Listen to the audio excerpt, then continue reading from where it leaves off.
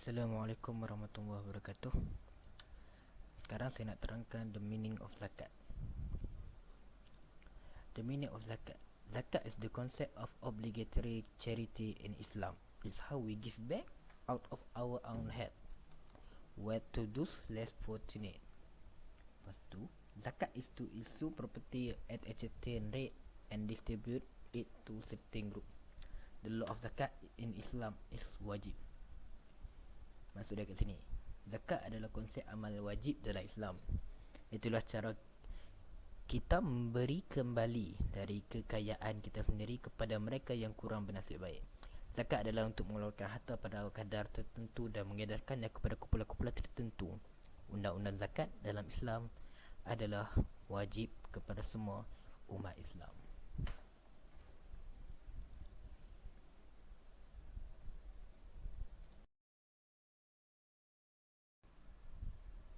Okey, seterusnya meaning of zakat agriculture. Zakat including plant and fruit are the only human food in normal condition and can be stored and not damaged. So, maksud dia, zakat termasuk tumbuh-tumbuhan dan buah-buahan adalah satu-satunya makanan manusia dalam keadaan normal dan belum disimpan dan tidak rosak. Yang mana boleh disimpan dan tidak rosak. Lepas tu, padi or rice in Malaysia. Padi ataupun beras di Malaysia boleh untuk membuat zakat pertanian ataupun zakat agriculture.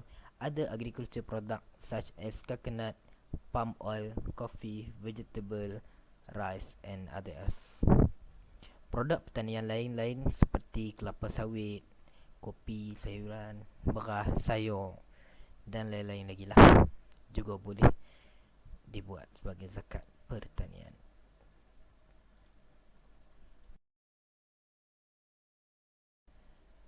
And then, nisab for fruits and grains. 5 usuk is equal to 363 gantang Malaysia or 816.75 kg. Dia macam sama dengan 5 usuk dia sama dengan 363 gantang Malaysia ataupun 816.75 kg. Satu tahil sama dengan 37.5 gram. Satu kati sama dengan 600 gram sama dengan 16 tahil. Manakala satu gantang sama dengan 3 kati 12 tahil sama dengan 2.25 kilogram. Itu untuk nisab untuk buah-buahan dan bijian.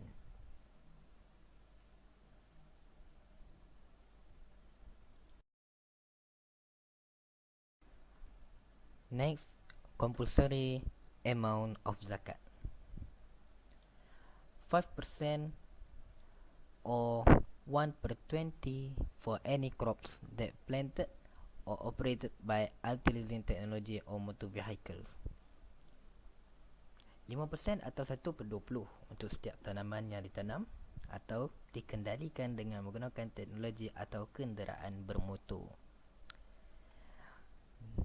10% or 1% for any crops that are planted or operated by merely depending on the rainfall and river flow. 10% atau 1/10 untuk sebarang tanaman yang ditanam atau dikendalikan oleh hanya bergantung kepada hujan dan aliran sungai. So, jadi jumlah wajib zakat dia adalah 5% atau 1/20 untuk tanaman yang dikendalikan menggunakan teknologi atau kenderaan bermotor. Manakala lagi 10% lah ataupun 1/10 untuk sebarang tanaman yang bergantung hanya kepada hujan ataupun aliran air sungai.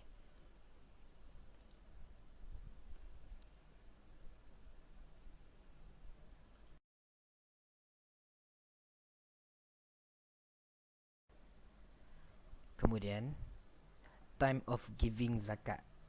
Masa yang diperlukan untuk memberi zakat.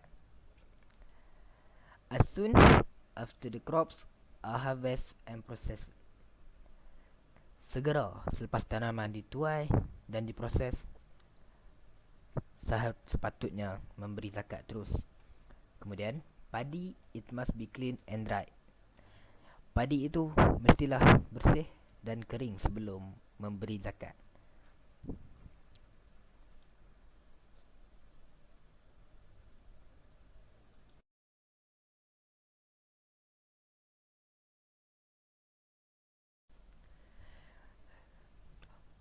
Who can receive zakat?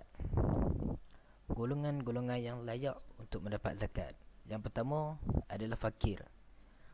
Yang kedua, miskin. Yang ketiga, amil. Yang keempat, mu'allaf atau converts.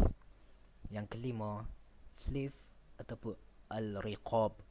Yang keenam, gharimin ataupun debtors. Yang ketujuh, fi sabilillah. Dan yang ke-8, ibnu sabil. Okay. So kat sini nak terangkan fakir. Fakir itu adalah seorang yang tidak mempunyai apa-apa harta atau pekerjaan. So dia layak untuk mendapat zakat. Miskin pula seorang yang mempunyai pekerjaan atau hasil usaha yang hanya memenuhi sebahagian keperluan asal sahaja, tapi tak cukup untuk menampung keperluan harian dan juga menampung orang-orang tanggungannya. Itu miskin.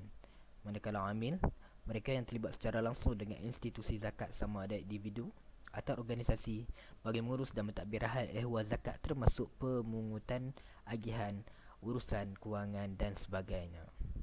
Yang keempat, mu'allaf ataupun convert. Mereka yang dijinakkan hatinya ataupun diharap kecenderungan hatinya untuk menerima Islam, tetapi belum kukuh Islamnya. So ia dibagi kepada dua, iaitu beragama Islam, harus beragama Islam, wajib beragama Islam, baru memeluk agama Islam, ataupun ketua-ketua kaum Islam yang baik hubungan dengan ketua-ketua bukan Islam, sejawatan atau sama taraf dengannya. Lepas tu yang kelima, al-riqab, memerdekakan orang-orang Islam daripada cekaman perhambaan dan penaklukan, sama ada dari segi cekaman fizikal atau mental, seperti cekaman kejahilan dan terbelenggu di bawah kawalan orang-orang tertentu. Lepas tu yang keenam, al-gharimin, golongan yang berhutang untuk memenuhi keperluan asas bagi kemaslahatan diri, keluarga tanggungannya atau masyarakat yang memerlukan penyelesaian segera dan dibenarkan oleh hukum syarak. Yang ketujuh ialah fisabilillah, mana-mana orang atau pihak yang melibatkan diri dalam sesuatu aktiviti atau aktiviti menegak, mempertahankan dan mendakwahkan agama Islam serta kebajikannya. Ibnu Sabil pula, mana-mana orang dalam perjalanan bagi maksud-maksud yang diluluskan oleh syarak dari mana-mana negeri atau negara yang memerlukan bantuan. Antara mereka ini adalah 8 golongan yang layak untuk menerima zakat.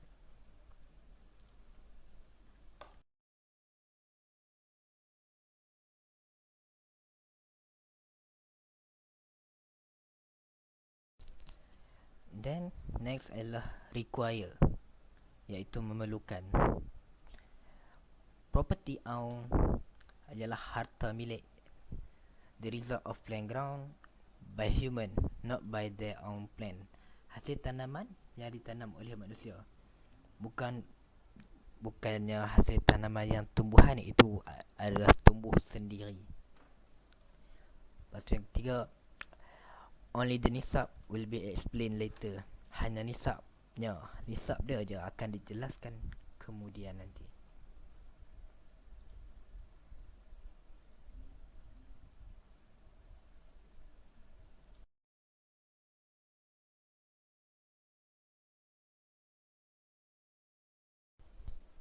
And so the question, ABC Agriculture successfully harvest 20,000 ton metric of rice as a Muslim-based company.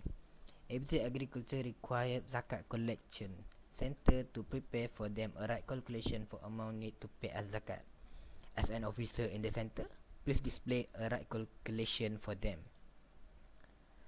Jadi, maksudnya, Pertanian ABC berjaya menuai 20,000 tan metrik beras sebagai sebuah syarikat berasaskan Muslim. Pertanian ABC memerlukan pusat pengumpulan zakat untuk mempersiapkan mereka pengiraan yang tepat untuk jumlah yang betul dibayar sebagai zakat. Sebagai pegawai di pusat itu, sila tunjukkan pengiraan yang tepat untuk mereka.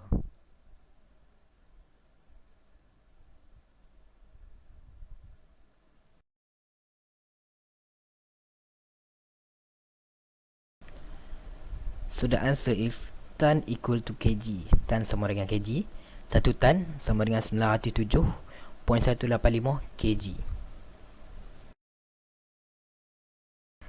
Jadi jawapan dia dalam bentuk table.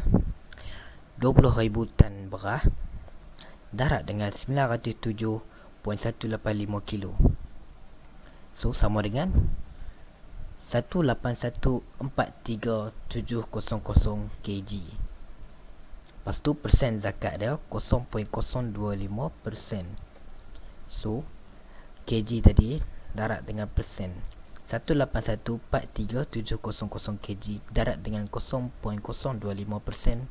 So akan mendapat RM 453592.5. Jadi zakat yang sepatutnya dibayar ialah RM 453592.5.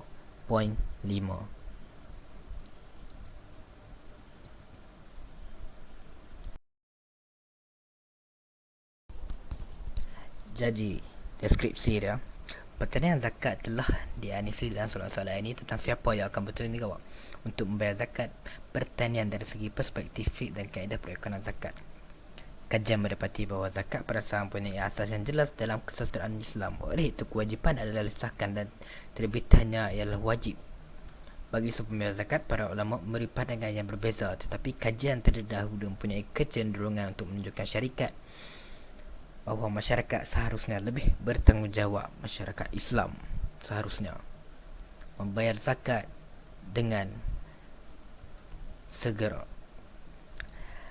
Jadi pertanyaan, jika 1 tan bersamaan dengan 907.185 kg, maka 20,000 sama dengan 18143,700 kg.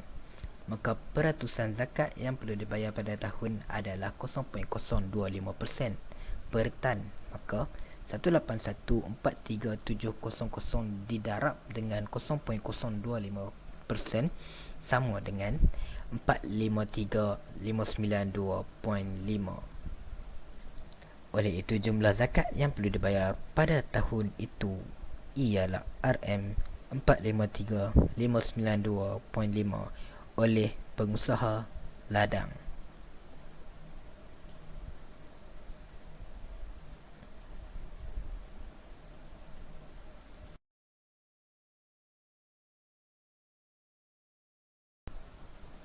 Jadi simpulannya di sini, sektor pertanian sangat penting bagi rantau sekarang. Ia sedang menjalani proses peralihan kepada ekonomi pasaran dengan perubahan besar dalam persediaan sosial, perundangan, struktur, produktif dan bekalan. Seperti halnya dengan semua sektor ekonomi yang lain berdasarkan perbincangan terdahulu, ia dapat disimpulkan bahawa produk pertanian Malaysia yang tidak dikategorikan sebagai makanan juga harus turut takluk kepada zakat. Ini berdasarkan kepada kaedah kekayaan, kerana kebanyakan tanaman pada masa ini dikomersialkan dan menghasilkan beraneka ragam. Bagi jenis zakat yang dikenakan, ia bergantung kepada ilahnya. Jika ilahnya termasuk ketahanan dan kekayaan, maka jenis zakat yang akan dikenakan adalah zakat perniagaan, kerana ia memenuhi syarat-syarat pengangkutan dan nisab. Bagi tanaman di mana ilah hanyalah sekadar kekayaan, maka jenis zakat yang dikenakan adalah zakat pertanian, kerana ia harus memenuhi nisab tanpa jarak. Lagipun, bagi zakat pertanian, tidak ada keperluan untuk memenuhi pengangkutan zakat perniagaan yang mengambil kira pengangkutan. Ketika kita melabur dalam bidang pertanian dan berharap untuk menuai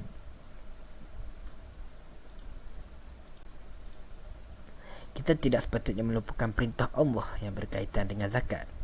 Kita wajib membayar zakat pada produk pertanian sebaik sahaja syarat-syarat tersebut dipenuhi. Sekian, terima kasih. Itu sahaja daripada saya.